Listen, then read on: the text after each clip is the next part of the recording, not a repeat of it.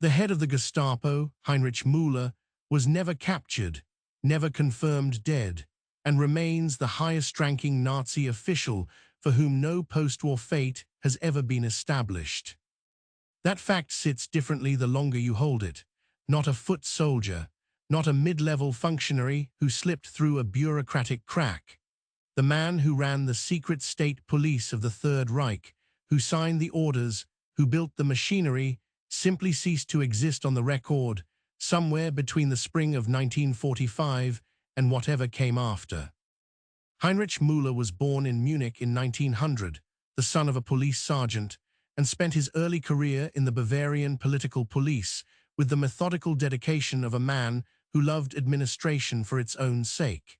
He was not, initially, a committed ideologue.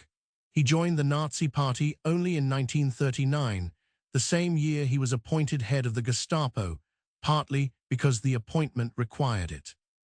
His colleagues noted that he had, in fact, spent the years before 1933 filing intelligence reports on Nazi agitators. He was a bureaucrat first. That distinction would matter enormously and in the worst possible way. As chief of Amt IV of the Reich Main Security Office, Müller became the operational architect of the final solutions paperwork. He did not personally conceive the policy. That distinction belongs to others, but he is the man who made it run. He coordinated with Adolf Eichmann's deportation apparatus. He signed transit orders. He communicated directly with camp commandants. Historians estimate that deportation orders bearing Müller's signature contributed directly to the deaths of hundreds of thousands of people across occupied Europe. He worked with the precision and temperament of a senior civil servant processing routine correspondence.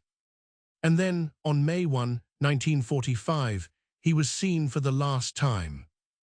The location was the Führerbunker in Berlin, 55 feet below the Reich Chancellery Garden, 2 days after Adolf Hitler's suicide. The city above was burning. Soviet forces were inside the city limits. Martin Bormann was still there. Erich Kempka, Hitler's chauffeur, later gave testimony placing Müller in the bunker complex on that date. After that, the documentation ends. Not gradually, abruptly. There is no confirmed sighting, no verified escape route, no body. The man walked into the chaos of Berlin's final hours, and the historical record simply closes around him like water over a stone. What makes this silence unusual is the contrast with nearly every other senior Nazi official. Hermann Göring was captured. Heinrich Himmler was captured and killed himself. Eichmann fled through established ratlands to Argentina, where Israeli intelligence eventually found him in 1960.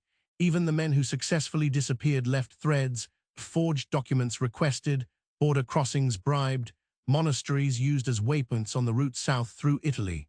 Müller left none of this.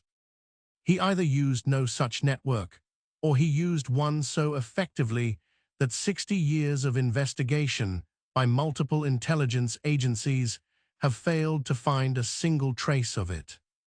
The first attempt to close the file came in 1963, when West German authorities opened a grave in the Liesenstrasse cemetery in Berlin, acting on information that Müller had been buried there in 1945. What they found stopped the investigation entirely. The grave contained not one skeleton but 3.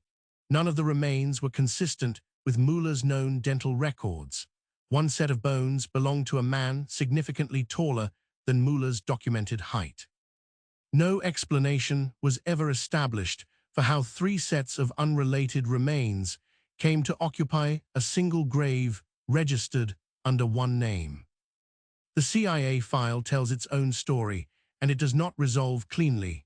Following the war, American intelligence received a series of reports from sources in Europe and South America, placing Müller at large in various locations: the Soviet Union, Albania, somewhere in Latin America.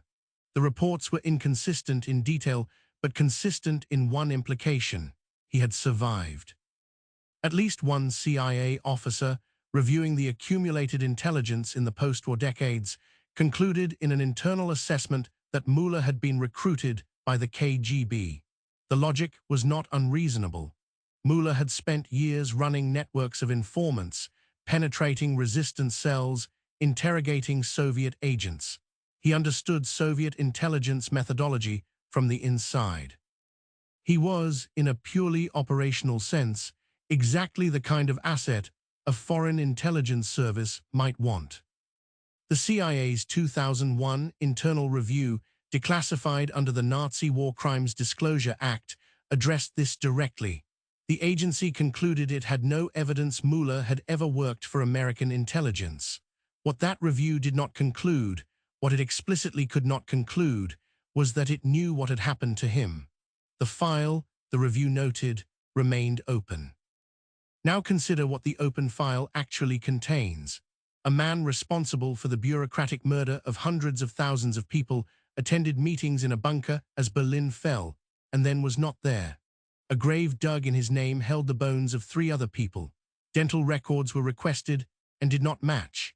Intelligence services on both sides of the Cold War received reports suggesting he was alive, received them from enough sources to take them seriously, and could verify none of them. A CIA officer believed he had been working for Moscow. No government has ever formally declared him dead. The bones in the Liesenstrasse grave were reinterred. The CIA file was marked unresolved. Müller would have been 44 years old when the war ended, fit by all accounts, experienced in the precise arts of disappearance that his own organization had deployed against others for 12 years. The question that the historical record does not answer, and may never answer, is not simply where he went, but who, if anyone, decided to help him get there, and what they received in return.